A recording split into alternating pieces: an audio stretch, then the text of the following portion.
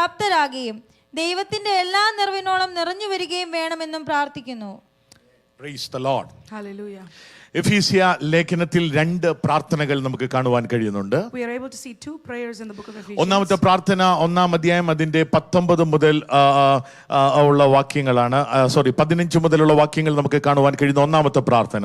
The first prayer is in chapter 1 and verse 15 onwards. രണ്ടാമത്തെ പ്രാർത്ഥനയാണ് നമ്മളിപ്പോൾ വായിച്ചത് 3-ാം അധ്യായത്തിന്റെ 14 മുതൽ ഉള്ള പ്രാർത്ഥനയാണ്. The second prayer is what we have read in chapter 3 verse 14. എഫീസ്യ ലേഖനം എന്നെ സംബന്ധിച്ച് വളരെ പ്രാധാന്യമർഹിക്കുന്ന ഒരു ലേഖനമാണ്. As far as I am concerned, ഏറ്റവും കൂടുതൽ ഞാൻ വായിക്കുകയും പഠിക്കുകയും ചിന്തിച്ചിട്ടുള്ള ഒരു ലേഖനമാണ് എഫീസ്യ ലേഖനം. A letter that I have meditated on and thought about quite a bit. അതിന്റെ ഓരോ വാക്കുകളും ഓരോ ശകലങ്ങൾക്കും വളരെ ആഴമേറിയ ആത്മീയാർത്ഥം പരിശുദ്ധാത്മാവ് എനിക്ക് നൽകി തന്നിട്ടുണ്ട്. Every word and every syllable of this letter the Lord has given me a great എഫീസ്യ understanding. ലേഖനം സാധാരണ ഞാൻ പറയുന്നത് പോലെ സഭ എന്ന മർമ്മത്തെക്കുറിച്ച് ഈ കാലഘട്ടത്തിൽ മറിഞ്ഞിരുന്ന മർമ്മത്തെക്കുറിച്ച് പരിശുദ്ധാത്മാവ് പൗലോസിലൂടെ നൽകി തരുന്ന ലേഖനമാണ് എഫീസ്യ ലേഖനം. The letter to the Ephesians is a letter where the mystery concerning the church is revealed to the world through the apostle Paul. എന്നാൽ അതിനേക്കാൾ ഉപരിയായിട്ട് ഞാൻ ഇങ്ങനെ പറയും, ശരീരമാകുന്ന സഭ എന്ന ആ തീമാണ് 1-ാം അധ്യായം മുതൽ 6-ാമത്തെ അധ്യായം വരെ നമുക്ക് വീണ്ടും കാണുവാൻ കഴിയുന്നത്. The theme of the book of Ephesians from chapter 1 through chapter 6 is the body of Christ being the church. കൊലോസ്യ ലേഖനം ശിരസ്സാകുന്ന കർത്താവിനെ കുറിച്ചാണ് പൗലോസ് എഴുതിയിരിക്കുന്നതെങ്കിൽ ഞാൻ പറഞ്ഞതുപോലെ എഫേസ്യ ലേഖനം ശരീരമാകുന്ന സഭയെ കുറിച്ചാണ് പറയുന്നത്. If the letter to the Colossians is about the head, that is Jesus, then the letter to the Ephesians is the body of Jesus. ഈ രണ്ട് പ്രാർത്ഥനകൾ നമ്മൾ പഠിക്കുമ്പോൾ ഈ രണ്ട് പ്രാർത്ഥനകൾ പ്രധാനപ്പെട്ട ഒരു പ്രതിപാദ്യ വിഷയം എന്തെന്ന് ചോദിച്ചാൽ ദൈവശക്തി എന്ന ഒരു വിഷയമാണ്. As we read about these two prayers, the content and the importance is about the power of God. എഫേസ്യ ലേഖനത്തിൽ ശക്തി എന്ന ഒരു വിഷയം വിവിധ സമയങ്ങളിൽ അത് വീണ്ടും പറയുന്നതായിട്ട് കാണുവാൻ കഴിയുന്നു. We can see again and again the term power coming throughout the book of Ephesians. 1-ാം അധ്യായത്തിന്റെ 19-ാമത്തെ വാക്യത്തിൽ നിങ്ങൾ നോക്കിയാട്ടെ, വിശ്വസിക്കുന്നതിൽ വ്യാപരിക്കുന്ന അവന്റെ അളവറ്റ ശക്തി. Look at verse 19 of chapter 1, the exceeding greatness of his power toward us who believe. എന്നാൽ ആ ശക്തിക്കെതിരെ മറ്റൊരു ശക്തി അടുത്ത വാക്യത്തിൽ തന്നെ കാണുന്നു. 21-ാമത്തെ വാക്യത്തിൽ 21-ാമത്തെ വാക്യത്തിൽ കാണുന്നു, വാഴ്ചകൾ, അധികാരങ്ങൾ, ശക്തികൾ, കർത്തൃത്വങ്ങൾ. And we see that there is a contrary power, that is a principality, a power and a dominion. 2-ാമത്തെ അധ്യായത്തിലേക്ക് കടന്നു വരുമ്പോൾ മറ്റൊരു ശക്തി അവിടെ കാണുന്നു, അനുസരണക്കേടിന്റെ മക്കളിൽ വ്യാപരിക്കുന്ന ഒരു അധികാരം അല്ലെങ്കിൽ ശക്തി അവിടെ കാണുവാൻ We കഴിയുന്നു. also read about the power of the evil one that works in the sons of disobedience in chapter 2. 3-ാം അധ്യായത്തിലേക്ക് കടന്നു വരുമ്പോൾ 3 ശക്തി എന്ന പദം അവിടെ നമുക്ക് കാണുവാൻ കഴിയുന്നുണ്ട്. 3-ന്റെ 7-ാമത്തെ വാക്യത്തിൽ ശുശ്രൂഷയ്ക്ക് എന്നെ ബലപ്പെടുത്തുന്ന ശക്തി എന്ന് അവിടെ പൗലോസ് പറയുകയാണ്. There is a third power written about in chapter 3. This is the power of God that strengthens me for the gospel. 3 verse number 7 ശുശ്രൂഷയ്ക്കായി ബലപ്പെടുത്തുന്ന ശക്തി എന്ന് പറയുമ്പോൾ ഇന്നിപ്പോൾ നമ്മൾ വായിച്ച വാക്യത്തിന്റെ 3-ാമത്തെ അധ്യായത്തിന്റെ 14-ാമത്തെ വാക്യത്തിൽ നിങ്ങളുടെ അകത്തെ മനുഷ്യനെ ബലപ്പെടുത്തുന്ന ശക്തിയെ കുറിച്ച് പറയുന്നു. And there is also in chapter 3 verse 14 the power of God that strengthens the inner man. അത് കഴിയുമ്പോൾ verse number 20ലേക്ക് വരുമ്പോൾ നാം ചോദിക്കുന്നതിലും നനയ്ക്കുന്നതിലും അത്യന്തം പരമായി ചെയ്യുവാൻ നമ്മിൽ വ്യാപരിക്കുന്ന ശക്തിയെ കുറിച്ച് പറയുന്നു. And then in verse 20 we read about the power that works in us above all that we could ask or think. 6-ാം അധ്യായം ഒരു ശക്തി വീണ്ടും അടുത്തൊരു ശക്തിയെ കുറിച്ച് പറഞ്ഞാണ് തീർക്കുന്നത്, കർത്താവിലും അവന്റെ അമിത ബലത്തിലും ശക്തിപ്പെടുവീൻ. And chapter 6 ends by saying be strengthened in the Lord and in the power of his might. അപ്പോൾ ഞാൻ ഇന്ന് രാവിലെ സ്തോത്രം ഇങ്ങനെ ചിന്തിക്കുവാനിടയായി തീർന്നു, എന്തുകൊണ്ടാണ് ഈ ശക്തിയെ കുറിച്ച് പൗലോസ് എഫേസ്യ സഭയ്ക്ക് എഴുതുവാനിടയായി തീർന്നത്. So I thought to myself this morning, why did Paul write about the power of God to the Ephesians? എഫേസ്യ സഭയുടെ പശ്ചാത്തലം നിങ്ങൾ പഠിക്കണമെങ്കിൽ അപ്പോസ്തല പ്രവൃത്തി 19-ാമത്തെ അധ്യായത്തിലേക്ക് നിങ്ങൾ കടന്നു വരണം. You need to understand the context of the book of Ephesians by reading Acts chapter 19. അപ്പോസ്തല പ്രവൃത്തി 19-ാം അധ്യായത്തിൽ നമുക്ക് കാണുവാൻ കഴിയുന്നു, എഫേസ്യ സഭ സ്ഥാപിച്ചത് പൗലോസ് അല്ല, ഈ സഭ സ്ഥാപിച്ചത് അപ്പൊല്ലോസ് ആണ്. In Acts chapter 19 we read that the church was established not by Paul but by Apollos. Apollos സ്ഥാപിച്ച സഭ ആ വാക്യങ്ങൾ നിങ്ങൾ വായിക്കുമ്പോൾ പൗലോസ് കൊരിന്തിൽ ഇരിക്കുമ്പോൾ പൗലോസ് ഉൾപ്രദേശത്തൂടെ സഞ്ചരിച്ച് എഫെസോസിലെത്തി ചില ശിഷ്യന്മാരെ കണ്ടു എന്നവിടെ കാണുവാൻ കഴിയുന്നു. We read that as Apollos was in Corinth, Paul reached Ephesus and he found some disciples അപ്പോൾ there. എഫെസോസിൽ ചില ശിഷ്യന്മാർ ഉണ്ടായിരുന്നു എന്ന് നമുക്ക് മനസ്സിലാക്കുവാനിടയായിത്തീരുന്നു. We are able to understand that some disciples are present in the city of അവിടെ Ephesus. രണ്ടാമത്തെ വാക്യത്തിൽ പൗലോസ് ചോദിക്കുന്ന ഒരു ചോദ്യമുണ്ട്, നിങ്ങൾ വിശ്വസിച്ചിട്ട് പരിശുദ്ധാത്മാവിനെ പ്രാപിച്ചുവോ? There is a question that he asks in verse 2. Did you believe and receive the Holy Spirit? അപ്പോൾ അവർ മറുപടി പറയുകയാണ്, പരിശുദ്ധാത്മാവ് ഉണ്ട് എന്ന് ഞങ്ങൾ കേട്ടിട്ടില്ല എന്ന് പറയുകയാണ്. They responded by saying, we have not so much as heard whether there is a Holy അപ്പോൾ Spirit. അപ്പൊല്ലോസ് പ്രസംഗിച്ചിട്ടാണ് ഇവർ ശിഷ്യന്മാരായത്, ഇവർ വീണ്ടും ജനിച്ചത്. സ്തോത്രം. ആത്മാവിനാലാണ് നാം വീണ്ടും ജനിക്കപ്പെടുന്നതെങ്കിൽ തന്നെയും പൗലോസ് വീണ്ടും അവരോട് ആവശ്യപ്പെടുകയാണ്, നിങ്ങൾ വിശ്വസിച്ചിട്ട് പരിശുദ്ധാത്മാവിനെ പ്രാപിച്ചുവോ? Even though Apollos has spoken to them and he has established the church, Paul is asking a very important question. You have believed, but have you received the Holy Spirit? അതുകൊണ്ട് ഇന്ന് രാവിലെ ഞാൻ നിങ്ങളോട് പറയട്ടെ, സ്തോത്രം, ഞങ്ങൾ സാധാരണ ചോദിക്കുമ്പോൾ കുഞ്ഞുങ്ങളോ സ്തോത്രം ആർക്കെങ്കിലും ഇതിനോട് എതിരുണ്ടെങ്കിൽ ബൈബിളിന്റെ അടിസ്ഥാനത്തിൽ ഞാൻ പറയുകയാണ്, പൗലോസ് പറഞ്ഞ പദം ഞാൻ വീണ്ടും ആവർത്തിക്കുകയാണ്. നിങ്ങൾ വിശ്വസിച്ചു വീണ്ടും ജനിച്ചു എന്ന് സത്യമാണെങ്കിലും നിങ്ങൾ വിശ്വസിച്ച് പരിശുദ്ധാത്മാവിനെ പ്രാപിച്ചുവോ? There may be people that may not agree with me on this, but I am again repeating from the basis of the scripture. After you believed, have you received the Holy Spirit? അപ്പോൾ baptism of the Holy Spirit is a doctrinal issue. സ്തോത്രം. അത് ഒരു സഭയ്ക്ക് വേണ്ടി ദൈവം എഴുതിയതല്ല, പുതിയ നിയമ സഭയ്ക്ക് വേണ്ടി ഉള്ള ദൈവിക വെളിപ്പാടാണ് പരിശുദ്ധാത്മാ സ്നാനം എന്നുള്ളത്. The baptism of the Holy Spirit is not a doctrine preached to a single church. It is written to the New Testament church of God that every believer must experience. ഇത് അനുഭവിക്കാത്തവൻ പറയും പെന്തക്കോസ്ത് സഭ കൾട്ടാണെന്ന് പറയും. People who are against this may say the Pentecostals are a cult. സ്തോത്രം. ചിലർ പറയും ഈ ചാടുകയും തുള്ളുകയെല്ലാം ചെയ്യുന്നത് ഇവന്മാർക്ക് എന്തോ hysteria വന്നിട്ടാണെന്ന്. Some people say you are jumping and acting crazy because you are hysteric. Pentecost അമേരിക്കയിൽ പെന്തക്കോസ്ത് മൂവ്മെന്റ് ആരംഭിച്ചപ്പോഴും ഇതിനെ തള്ളിക്കളഞ്ഞ അനേക വെളുമ്പരായിട്ടുള്ള മനുഷ്യർ അവരിതിനെ തള്ളിക്കളഞ്ഞപ്പോൾ അവരും പറഞ്ഞ പദം എങ്ങനെയാണ്, ഇവർക്ക് എന്തോ ഹിസ്റ്റീരിയ ആണെന്നാണ്. When the Pentecostal movement birthed out in America, even those who are Caucasian people who did not believe in this called this hysteria. Praise the Lord. Hallelujah. Praise the Lord. Hallelujah. ഞാൻ ഇത് പറയുമ്പോഴത്തേന് ഒരു പദം ഞാൻ പ്രഭിനെ ഒന്ന് example ആയിട്ട് എടുത്തോട്ടെ. Okay, all right. Praise the Lord. നിങ്ങൾക്കറിയാം പ്രബിൻ അനുഗ്രഹിക്കപ്പെട്ട ഒരു പാരമ്പര്യ പശ്ചാത്തലത്തിൽ നിന്നാണ് ഇവിടെ കടന്നു വന്നത്. I'm going to use our dear brother as an example. You all know that he comes from a rich background of orthodoxy. അപ്പോൾ ഈ പ്രബിൻ ആദ്യം നമ്മുടെ സഭയിൽ ഇങ്ങനെ കടന്നു വന്നപ്പോൾ പ്രബിന് പറഞ്ഞു, pastor your church is so good, I like you എല്ലാം പറഞ്ഞു. When Pravin came to our church first, he said, Pastor, your church is so good and I really like you. അത് കഴിഞ്ഞപ്പോഴത്തേന് പ്രവീൺ എന്നോട് പറഞ്ഞു, പക്ഷെ ഒരു കാര്യം എനിക്ക് ഇഷ്ടപ്പെടുന്നില്ല. But Pravin said, one thing I am not happy about is ബഹളം വെക്കുമ്പോഴത്തേന് എന്റെ സമ്മതല തെറ്റുകയാണ്. He said, all my peace is lost when you guys are loud. ബാക്കിയെല്ലാം എനിക്ക് ഭയങ്കരമായിട്ട് ഞാൻ എൻജോയ് ചെയ്യുന്നുണ്ട്. He said, everything else I'm enjoying it. അപ്പോൾ എന്റെ കൂടെ എന്റെ ഭാര്യയും കൂടെ നിൽപ്പുണ്ടായിരുന്നു. At that time my wife was also next to ഭാര്യ me. ഒന്നും അപ്പം മിണ്ടിയില്ല. My wife said nothing at that time. അപ്പോൾ ഞങ്ങൾ വീട്ടിലോട്ട് പോയിക്കൊണ്ടിരിക്കുമ്പോൾ And as we were driving home, എന്റെ ഭാര്യ എന്നോട് പറഞ്ഞു, my wife told me, ഞാൻ അവനെ പിടിക്കും, I will get him. അപ്പോൾ ഒരു പ്രാവശ്യം One time ഞങ്ങള് എനിക്കൊന്ന് ടൈറ്റൻ അവിടുത്തെ വോളിബോൾ കോർട്ടിലാന്ന് തോന്നുന്നു, ഞങ്ങൾ എല്ലാവരും വോളിബോൾ കളിക്കാൻ പോയി. One time I believe it was at Titan Sports, we went to play volleyball. ഭാര്യയുണ്ട്, My wife was with me. പുള്ളിക്കാരത്തിയോട് കണ്ടുകൊണ്ടിരിക്കുക. My wife was watching. അപ്പൊ ഈ വോളിബോൾ കളിക്കുമ്പോൾ അവിടെ ഏറ്റവും കൂടുതൽ ബഹളം വെക്കുന്ന ആരാ? പ്രബിനെ. When there is volleyball going on, who is the loudest on the court? It's Prabin. അവിടുത്തെ ആ ഗ്രൗണ്ടിലുള്ള സകലമാനം പേർക്ക് പറയും അവിടെ പ്രബിൻ വോളിബോൾ കളിക്കുന്നുണ്ട്. Everyone in that ground will know that Prabin is playing volleyball that day. Volleyball കളിയെല്ലാം കഴിഞ്ഞപ്പോഴത്തേന് പ്രബിനോട് ഭാര്യ ചോദിച്ചു, മോനെ നീ ഭയങ്കര ബഹളം വെക്കുന്ന കണ്ടല്ലോ, എന്താ പറ്റിയത്, എന്താ സംഭവിച്ചേ? After volleyball game had ended, my wife asked Prabin, you were quite loud today, what happened on the court? അപ്പോൾ പ്രബിൻ പറഞ്ഞു, ചേച്ചി ഇത് ഭയങ്കര സംഭവമായിരുന്നു. ചേച്ചി കളിക്കാത്തതുകൊണ്ട് അറിയത്തില്ലാത്ത, പക്ഷെ കളിക്കുമ്പം നമ്മുടെ ഇമോഷൻ എല്ലാം കൂടെ റിലീസ് ആകുമ്പോഴത്തേക്കും നമുക്ക് ഭയങ്കര സന്തോഷം വരും, നമ്മളെ കാറി കൂകും.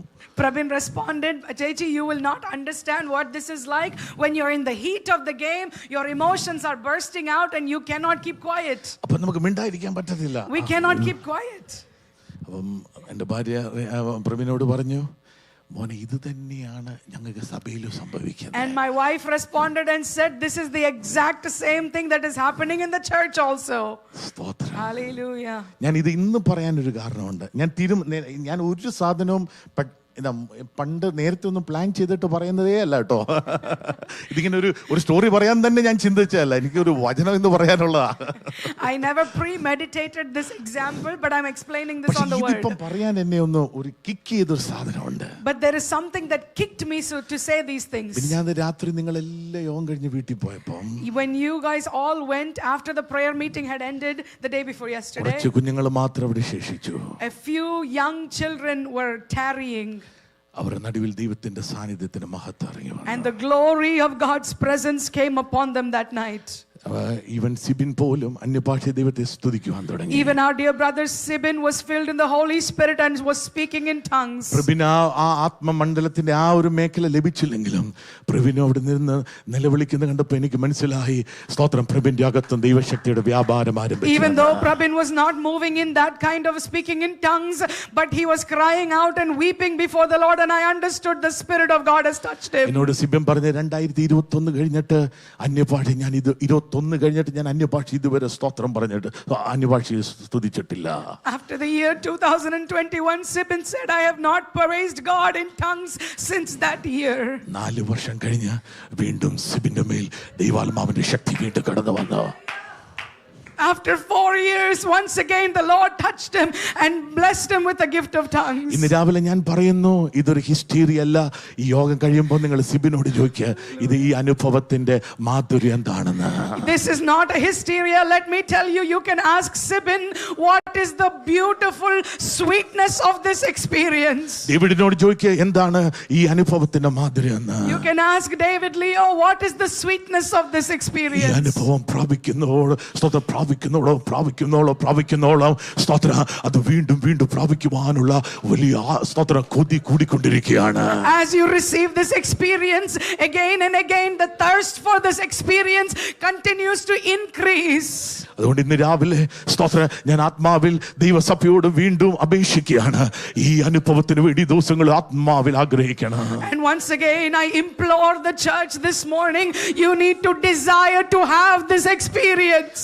ഇത് അനുഭവിച്ച ഈ ലോകത്തിലെ ഏറ്റവും വലിയ സന്തോഷം ഹൃദയത്തിനകത്ത് അനുഭവിക്കാൻ If പോകുന്നത്. you experience, you will experience the greatest joy in your heart. ദൈവശക്തി അകത്ത് വരിക എന്ന് പറഞ്ഞാൽ അതിൽ കൂടുതൽ ഒരു വലിയ സ്തോത്ര അനുഭവം ഭൂമിയിലില്ല. There is no greater experience than to have the power of God on the inside of you. ഇന്ന് രാവിലെ എത്ര പേര് ആഗ്രഹിക്കുന്നുണ്ട് ആ ദൈവശക്തി എന്റെ അകത്ത് വ്യാപരിക്കണം? This morning, how many of you are desiring, I want that power of God to operate inside of me? പൗലോസ് ഇവിടെ ഈ ശിഷ്യന്മാരോട് പറയാണ്, നിങ്ങൾ വിശ്വസിച്ചിട്ട് പരിശുദ്ധാത്മാവിനെ പ്രാപിച്ചുവോ? Paul is asking, after you believe, did you receive the Holy Spirit? 6ാമത്തെ വാക്യത്തിൽ നിങ്ങൾ നോക്കിയാട്ടെ, പൗലോസ് അവരുടെ മേൽ കൈവച്ചപ്പോൾ പരിശുദ്ധാത്മാവ് അവരുടെ മേൽ വന്നു, അവർ അന്യഭാഷകളിൽ സംസാരിക്കുകയും പ്രവചിക്കുകയും ചെയ്തു. In verse 6, the Bible says Paul laid hands on them, the Holy Spirit came upon them, they spoke with tongues and prophesied. ഞാൻ വചനം പറയുന്നത്, I'm speaking the word. 1-ാം നൂറ്റാണ്ടിൽ അനുഭവിച്ച ആ ദൈവശക്തി ഇന്നും തീർന്നിട്ട് പോയിട്ടില്ല. അത് ഈ കാലഘട്ടത്തിലും അത് സ്തോത്ര ആത്മാവിന്റെ അനുഭവം നമ്മുടെ ശരീരത്തിൽ അനുഭവിക്കുവാൻ കഴിയും, അന്യഭാഷകളിൽ സംസാരിക്കുവാൻ കഴിയും, ആത്മാവിൽ പ്രവചിക്കുവാൻ കഴിയും. This power of God that was at work in the first century did not end there. Even today we can experience this power. Even today we can move in tongues and prophecy. അമേരിക്കയിലെ പല സഭകളും ചത്തുകൊണ്ടിരിക്കുമ്പോൾ സ്തോത്ര ഇന്ന് പകൽ ദൈവം നമ്മെ വിളിച്ചിരിക്കുന്ന ഉണരാനാണ്. As many churches in America are dying out, today God has called us to experience this. ആത്മാവിന്റെ ശക്തി അകത്ത് വരുന്നവർക്ക് മാത്രമേ ആത്മാവിൽ ഉണർത്തപ്പെടാൻ കഴിയുള്ളൂ. Only those who are experiencing the power of the Holy Spirit can be awakened by that power. അങ്ങനെയാണെങ്കിൽ ഇന്ന് രാവിലെ ഞാൻ വീണ്ടും കഴിഞ്ഞ ആഴ്ച ആവശ്യപ്പെടട്ടെ, അന്യഭാഷ പറയുന്നവർ ആ അനുഭവം കൊണ്ട് അവിടെ അവസാനിപ്പിക്കരുത്. ബൈബിൾ വീണ്ടും ഇവിടെ പറയുന്നു, നിങ്ങൾ ആത്മാവിൽ പ്രവചിക്കാൻ തുടങ്ങണം.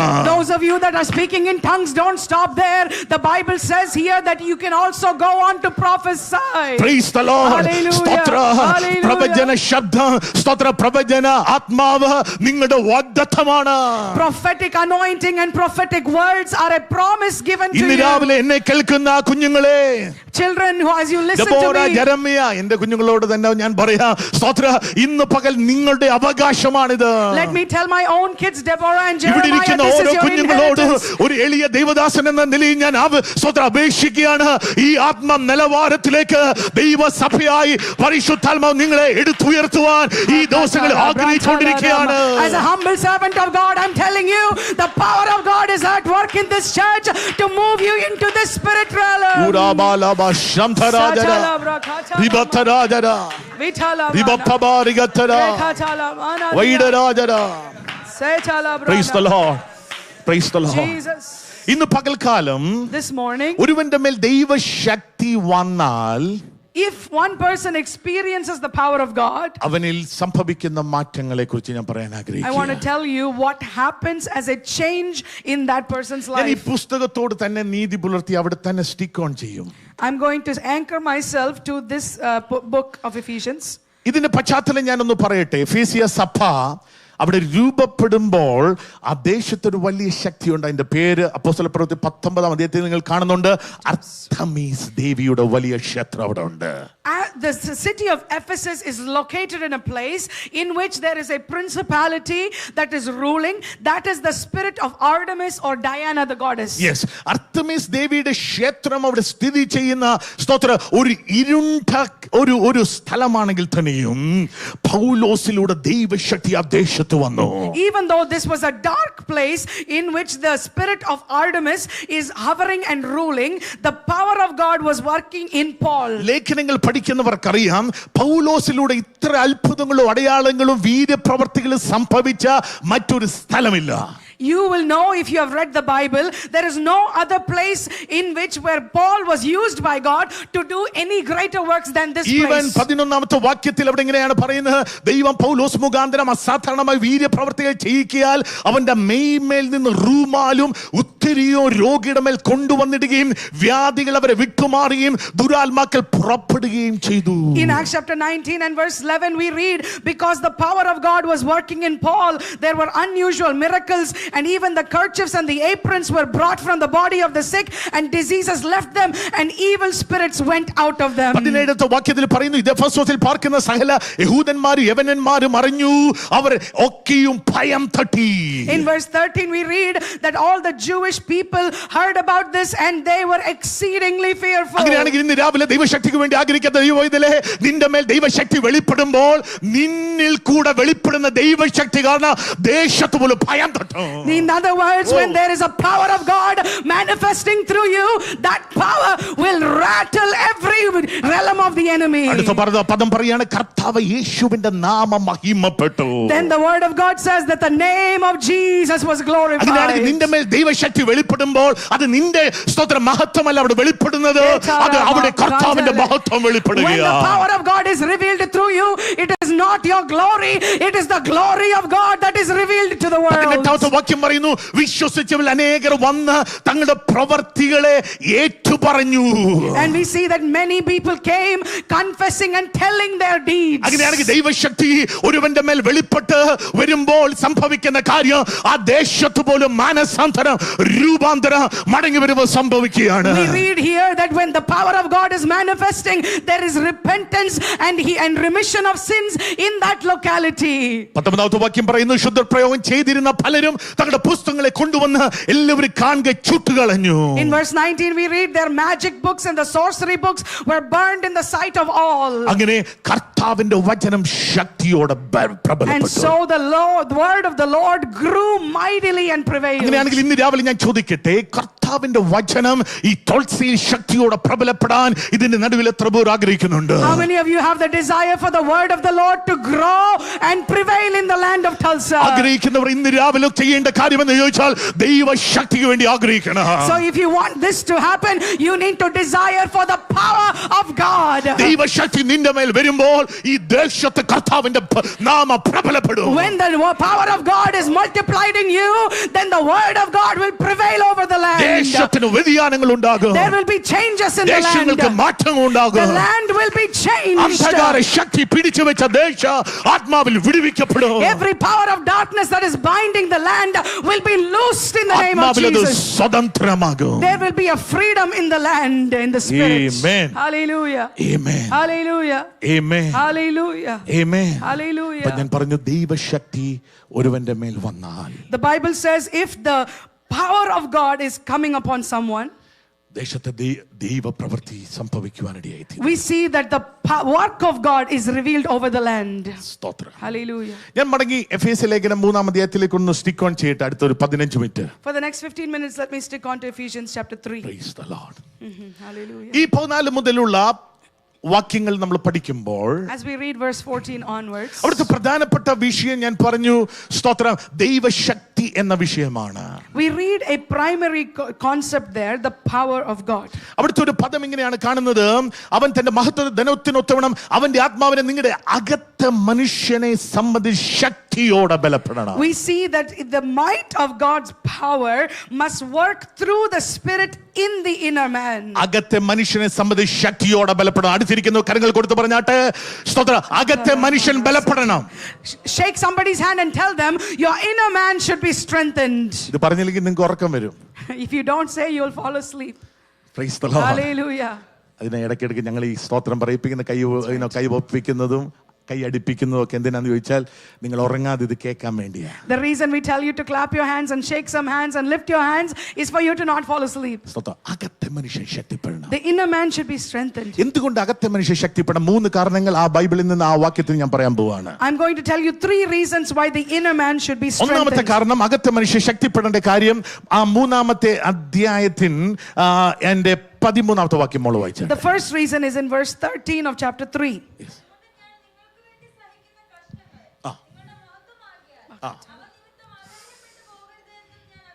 അപ്പോൾ ഒന്നാമത്തെ കാരണം, അധൈര്യപ്പെടുന്ന ഒരു മേഖല നമ്മുടെ ജീവിതത്തിലുണ്ട്. The first reason is that there are realms in our lives where we lose heart. എഫേസ്യ ലേഖനത്തിലെ എഫേസ്യ സഭ എന്തുകൊണ്ടാണ് ഇപ്പോൾ അധൈര്യപ്പെട്ടിരിക്കുന്നത്?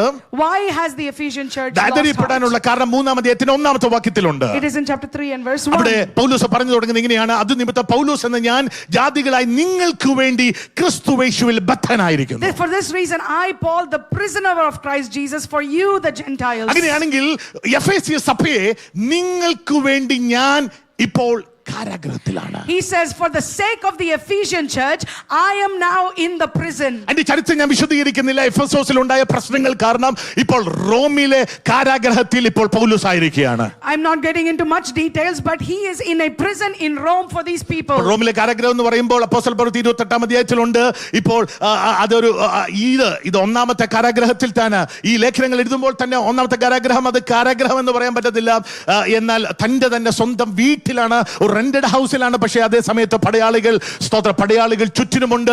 അങ്ങനെയുള്ള ഒരു ബന്ധനത്തിലായിരിക്കുകയാണ്. Even as he is writing the letter to the Ephesians, he is under house arrest in his own home. Yes. And there are guards protecting him under house arrest. Yes. ഇപ്രകാരം house അറസ്റ്റിൽ പൗലോസ് ആയെന്ന് എഫെസ്യ സഭ കേട്ടപ്പോൾ അവർ ബലഹീനപ്പെട്ടു. When the Ephesian church believers heard that Paul was under house arrest, they became weary in heart. അവരുടെ പൗലോസ് എന്ന അവരുടെ അപ്പോസ്തലൻ അല്ലെങ്കിൽ പൗലോസ് എന്ന് പറയുന്ന അവരുടെ പാസ്റ്റർ ഇപ്പോൾ ഹൗസ് അറസ്റ്റിൽ റോമിലാന്ന് കേട്ടപ്പോൾ എഫേസ്യ സഭയ്ക്ക് ബലഹീനത വന്നു. When the Ephesian church heard that their pastor, their leader Paul is under arrest in his home, they became weary at heart. Praise the Lord. Hallelujah. Praise the Lord. Hallelujah. Praise the Lord. എന്നാൽ ഈ ക്ഷീണം ഇപ്പോൾ ഈ സഭയ്ക്ക് വന്നെങ്കിലും പൗലോസ് അവരോട് പറയുകയാണ്, നിങ്ങളുടെ അകത്തെ മനുഷ്യൻ ശക്തിപ്പെട്ടാൽ ഇപ്പോൾ നിങ്ങൾ അനുഭവിക്കുന്ന ഈ ക്ഷീണം അങ്ങ് മാറും. He says, though you have lost heart in this moment,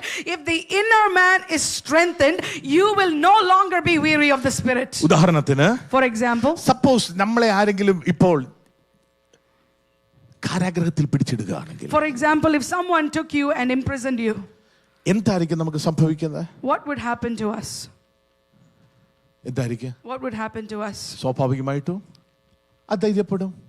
naturally you will become അതാണ് weary. എഫെസോസ് സഭയ്ക്ക് സംഭവിച്ചത്. You will be discouraged. That's what happened to the അങ്ങനെയാണെങ്കിൽ ഞാൻ Ephesians. ചോദിക്കുന്നു, ഇപ്പൊ ഈ കാരാഗ്രഹത്തിൽ കിടക്കുന്ന ആൾക്ക് എന്തായിരിക്കും സംഭവിക്കുന്നത്? What would happen to the person inside the prison? അദ്ദേഹം already അധൈര്യപ്പെട്ടായിരിക്കുന്നത്. He is already discouraged. പക്ഷെ പൗലോസ് ഇവിടെ പറയുകയാണ്, But again, Paul is saying here, കാരാഗ്രഹത്തിലായിരിക്കുന്ന പൗലോസ്, ഹൗസ് അറസ്റ്റിലായിരിക്കുന്ന പൗലോസ് പറയാണ്, നിങ്ങൾ അധൈര്യപ്പെടരുത്. Paul, who is under house arrest, is telling them, do not be discouraged. കാര്യം നിങ്ങളുടെ അകത്തെ അത്യന്ത ശക്തി വന്നാൽ, Because if the power from above is entering you, ഈ ശക്തി, സ്തോത്രം, നിങ്ങളുടെ അകത്ത് ഈ ശക്തി വന്നാൽ ഈ ശക്തി നിങ്ങളുടെ ബലഹീനതയെ പൊട്ടിക്കും. this power when it enters you will break your weakness. 2 കൊരിന്ത്യർ ലേഖനം 4-16 വാക്യത്തിൽ പൗലോസ് ഒരു വാക്യം കൊണ്ട് ആ പദം അങ്ങനെ പറഞ്ഞിട്ടുണ്ട്. അവിടെ In the letter to the Corinthians, there is one more word that Paul is adding to that. പെട്ടെന്ന് വായിച്ചാൽ മോളെ, Can we read it? 4:16. 4 verse 16. അതുകൊണ്ട് ഞങ്ങൾ അധൈര്യപ്പെടാതെ, അങ്ങനെയാണെങ്കിൽ അധൈര്യപ്പെടാതിരിക്കാൻ പൗലോസ് പറയുന്ന കാരണം ഇവിടെ പറയുകയാണ്, സ്തോത്രം, ഞങ്ങളുടെ പുറമേയുള്ള മനുഷ്യൻ ക്ഷയിച്ചാലും ഞങ്ങളുടെ അകമയുള്ളവൻ നാൾക്കുനാൾ പുതുക്കം പ്രാപിക്കുന്നു. Paul is saying, though we are discouraged and the outer man is disintegrating day by day, the inner man is renewed day by day. പൗലോസ് എന്ന വ്യക്തിയെ നിങ്ങളൊന്ന് ഭാവനയിൽ ഇപ്പോൾ കാണുക. I want you to imagine the person called Paul. പൗലോസ് എന്ന് പറയുന്ന വ്യക്തിയെ കുറിച്ച് ചരിത്രകാരന്മാർ പറയുന്ന 4 അടി പൊക്കം മാത്രമുള്ള ഒരു കൃഷിഗാത്രനായ ഒരു ചെറിയ മനുഷ്യൻ. History says Paul was a man who was only 4.5 feet tall. തന്റെ പുറത്തൊരു വലിയ ഹമ്പ് ഉണ്ടായിരുന്നു പറയുന്നത്. And they say that he had a big hump in his back. മാത്രമല്ല താൻ തന്നെ പറയുന്നുണ്ട് തന്റെ കണ്ണിന് അല്പ കാഴ്ചക്കുറവുണ്ട്. And Paul himself says that his vision had dimmed. പൗലോസ് തന്നെ പറയുന്നുണ്ട്, 1 പ്രാവശ്യം അടി 5 പ്രാവശ്യം ഏറ്റിട്ടുണ്ടെന്ന്. And he says, I have been beaten with whippings, one less than 40, 5 times in my lifetime. ഇതുപോലെ അടി 40, ഇത് 5 പ്രാവശ്യം 40 വട്ടം അടിയേറ്റ ശരീരമുള്ള പൗലോസ് ഇപ്പോൾ കാരാഗ്രഹത്തിലായിരിക്കുമ്പോഴും അവൻ പറയുകയാണ്, എന്റെ പുറമെയുള്ള മനുഷ്യൻ ക്ഷയിച്ചാലും എന്റെ അകമയുള്ളവൻ അത് പുതുക്കപ്പെടുന്നത് കൊണ്ട് ഇതിനൊന്നും എന്നെ ക്ഷീണിപ്പിക്കാൻ കഴിയത്തില്ല. Paul says, having been beaten one less than 45 times in my life and sitting in the prison, even though my outer body is wasting away, the inner man is strengthened in the Spirit of God. അങ്ങനെയാണെങ്കിൽ ഇന്ന് രാവിലെ എന്നെ കേൾക്കുന്ന ആരോടോ ദൈവാത്മാവ് പറയുന്നു, നിന്റെ അകത്ത് ഇന്ന് രാവിലെ ശക്തി ഉണ്ടെങ്കിൽ നിന്റെ പുറമെയുള്ള സാഹചര്യം നിനക്കെതിരായിരിക്കുക, നിന്റെ പുറമെയുള്ള സാഹചര്യം നീ ബലഹീനമായിരിക്കുക, എന്ന അകത്ത് ശക്തി ഉണ്ടെങ്കിൽ ഇന്ന് രാവിലെ ഈ ബലം ദൈവം നിന്റെ മേൽ ഒരു പുതുക്കം നൽകി തരും. This morning your body may be weary, your external body may be weak, but if the Holy Spirit is moving on the inside, the inner man is strengthened in the Spirit. സ്തോത്രം ചെയ്താട്ടെ. Can you praise him this morning? നമ്മുടെ സഭായോഗം കഴിയുന്നത് 12:45 എല്ലാവരോടും പറയുന്നു 12:45. Our meeting will end at 12:45. 11:15 ഇപ്പം meeting തുടങ്ങുന്നത്, 12:45 തീരത്തുള്ളൂ. 1.5 മണിക്കൂറാണ് സഭായോഗം. We start at 11:15, we finish at 12:45. 12:45 ആകുമ്പോഴേ എല്ലാവരും ഇവിടെ ഫ്രണ്ടിൽ കയറി വരാവുള്ളൂ. You can come at 12:45. Praise the Lord. Hallelujah. Okay, അതിന്റെ ഇടയ്ക്ക് ഒന്ന് പറഞ്ഞതേ ഉള്ളൂ. I just wanted to remind you. അപ്പോൾ ഞാൻ ഇത് കണ്ടിന്യൂ ചെയ്യുകയാണ്. I'm continuing here. Praise the Lord. സ്തോത്രം. Praise the Lord. അപ്പോൾ ഇവന്റെ അകത്ത് ശക്തി വ്യാപരിച്ചു. Now there is a power that is moving on the inside. അകത്ത് ശക്തി വ്യാപരിച്ചതുകൊണ്ട് അപ്പോസ്തലപ്രവൃത്തി 28-31 വാക്യത്തിൽ അവിടെ പറയുന്നു, സ്തോത്രം, വിഘ്നം കൂടാതെ ഞാൻ ദൈവരാജ്യം പ്രസംഗിച്ചു കൊണ്ടിരിക്കുകയാണ്. He says in Acts chapter 28 verse 31, I am preaching the gospel without any weariness. Praise the Lord. എഫെസ്യ ലേഖനം 6:19 പറയുന്നു, സ്ഥാനാധിപതിയായി സുവിശേഷത്തിന്റെ മർമ്മം പ്രാഗൽഭ്യത്തോടെ ഞാൻ പ്രസംഗിച്ചു കൊണ്ടിരിക്കുകയാണ്. He says in Acts chapter 6 verse 30. എഫെസ്യ ലേഖനം 6:19 വാക്യം. In verse 19 he says, I have the utterance, I open my mouth boldly to make known the mystery of the gospel. അതുകൊണ്ട് എന്താ സംഭവിച്ചത്? ഫിലിപ്പിയ സഭയ്ക്ക് ലേഖനം എഴുതുമ്പോൾ 4:22 താൻ പറയുകയാണ്, കൈസറുടെ അരമനയിലുള്ളവരും നിങ്ങളെ വന്ദനം ചെയ്യുന്നു. And so even in the letter to the Philippians chapter 4 verse 22 he says, the household of Caesar are sending their greetings to you. എന്താ നിങ്ങൾക്ക് മനസ്സിലായത്? What did you understand there? അകത്ത് പുറത്ത് പ്രതികൂലമാണെങ്കിലും അകത്ത് ദൈവശക്തിയുള്ളവൻ റോമിൽ തന്റെ mission പൂർത്തീകരിച്ചുകൊണ്ടിരിക്കുക. Even though there are tribulations on the outside, because he is strengthened on the inside, he is fulfilling his mission in Rome. Even റോമിലെ കൈസറുടെ അരമനയിൽ പോലും ഇപ്പോൾ സുവിശേഷത്തിന്റെ വാതിൽ പൗലോസുകാരന് തുറക്കപ്പെട്ടു. The door of the gospel has been opened even in the household of King Caesar in Rome. അങ്ങനെയാണെങ്കിൽ ഒരു കാരാഗ്രഹത്തിനോ ഒരു ചങ്ങലയ്ക്കോ ഒരു ബന്ധനത്തിനോ നിന്റെ അകത്ത് ശക്തി ഉണ്ടെങ്കിൽ നിന്നെ അടയ്ക്കാൻ കഴിയത്തില്ല. No prison, no shackle, no bondage can contain the power of God which is inside of you. നിന്റെ അകത്ത് ആത്മബലമുണ്ടെങ്കിൽ ഈ ലോകത്തിലെ ഒരു ശക്തിക്ക് നിന്നെ തോൽപ്പിക്കാൻ കഴിയത്തില്ല. If the power of God is on the inside, no power of the world can defeat you. Hallelujah. സന്തോഷത്തോടെ ഒരു സ്തോത്രം പറഞ്ഞാട്ടെ. Can you praise him with joy this morning? Praise the Lord. Jesus, hallelujah. Praise the Lord. Hallelujah. Praise the Lord. Hallelujah. അപ്പോൾ ഒന്നാമത്തെ കാരണം ഞാൻ പറഞ്ഞു, I told you the first reason. അതിരപ്പെട്ട സാഹചര്യം അവരുടെ മുൻപിൽ ഉണ്ടായിരുന്നു. There were circumstances of weariness and വീണ്ടും ഈ discouragement. പുസ്തകം നമ്മൾ പഠിക്കുമ്പോൾ Again, when we read this book, അകത്തെ മനുഷ്യൻ ശക്തിയോടെ ബലപ്പെട്ടാൽ എന്താ സംഭവിക്കുന്നത്? what else happens if you are strengthened on the ഒന്നാമത്തെ inside? കാരണം വേഴ്സ് നമ്പർ 17 പറയുന്നു, Verse 17 says, ക്രിസ്തു വിശ്വാസത്താൽ നിങ്ങളുടെ ഹൃദയങ്ങളിൽ വസിക്കും. that Christ may dwell in your hearts through faith. ഈ ഒരു പോയിന്റ് കൂടെ പറയുമ്പോൾ 12:45 അപ്പൊ ഞാൻ അവസാനിപ്പിക്കുക. As I finish this, it will be 12:45. ക്രിസ്തു വിശ്വാസത്താൽ നിങ്ങളുടെ ഹൃദയങ്ങളിൽ വസിക്കും. Christ will dwell in your hearts by faith. ഞാനൊരു ചോദ്യം വളരെ തുറന്ന് ചോദിക്കുക. Let me ask you a question openly. നമ്മളെല്ലാം വീണ്ടും ജനിച്ചവർ എവിടെ ഇരിക്കുന്നവര്? We are all people who are born ക്രിസ്തു again. നമ്മുടെ അകത്ത് വന്നെന്ന് വിശ്വസിക്കുന്നവരാ. We are people that believe that Christ has come on the inside. എന്നാൽ ആരും കൈവക്കണ്ട. ഞാൻ നിങ്ങളോട് നിങ്ങളുടെ മനസാക്ഷിയോട് ചോദിക്കുക, ഈ ക്രിസ്തു ഇന്നും നിങ്ങളുടെ ഹൃദയത്തിനകത്ത് വസിക്കുന്നുണ്ടോ? No one needs to lift your hands to answer, but let me ask you, does Christ still dwell in your hearts today? Yes. Amen. നമ്മളോട് തന്നെ ചോദിച്ചാൽ മതി.